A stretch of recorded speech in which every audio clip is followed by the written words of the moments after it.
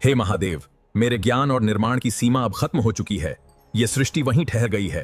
अब मुझसे ये भार नहीं संभल रहा। कृपया आप ही मुझे इस उलझन से बाहर निकालें। जब स्वयं ब्रह्मा जी सृष्टि का भार संभालते संभालते भीतर से टूट गए थे और उनकी एक व्याकुल पुकार ने महादेव को ऐसा दिव्य रूप धारण करने पर मजबूर कर दिया जिसे आज संसार स्थाणु अवतार के नाम से जानता है। ये रहस्यमयी कथा शिव पुराण की शतरुद्र संहिता में वर्णित है, लेकिन इसके बारे में बहुत कम लोग जानते हैं। जब ब्रह्मा जी ने सृष्टि की रचना प्रारंभ की तो उन्होंने अपने मन से कई पुत्रों को उत्पन्न किया, लेकिन उन सभी ने संसार का त्याग कर वैराग्य का मार्ग चुन लिया। किसी ने भी गृहस्थ जीवन अपनाने की इच्छा नहीं जताई। धीरे धीरे सृष्टि की गति रुकने लगी। इस चिंता से व्याकुल होकर ब्रह्मा जी भगवान विष्णु के पास पहुंचे। उनकी आंखों में निराशा साफ दिखाई दे रही थी। तब भगवान विष्णु शांत मुस्कान के साथ बोले, हे ब्रह्मदेव, जब सृजन की शक्ति भी असहाय महसूस करने लगे तब अनंत की शरण लेनी चाहिए। अब ये कार्य केवल महादेव ही पूर्ण कर सकते हैं। आप कैलाश जाइए।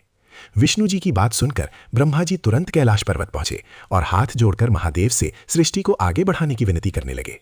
महादेव ने उनकी प्रार्थना स्वीकार कर ली, लेकिन जैसे ही उन्होंने ध्यान में भविष्य की झलक देखी, वे अचानक मौन हो गए। ये देखकर ब्रह्मा और विष्णु दोनों चिंतित हो उठे।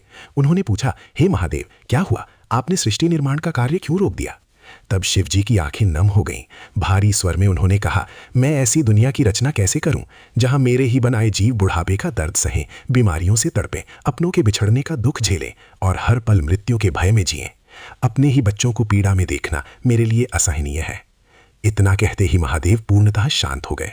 ना कोई शब्द, ना कोई हलचल। वे एक अचल स्तंभ की तरह स्थिर खड़े रह गए। महादेव के इसी स्थिर, शांत और अडिग रूप को स्थाणु महादेव कहा गया।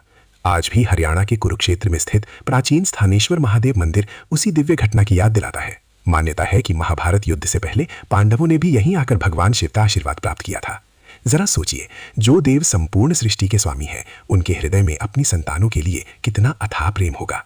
अगर महादेव की ये करुणा और प्रेम आपके हृदय को छू गया हो तो कमेंट में श्रद्धा से हर हर महादेव अवश्य लिखें।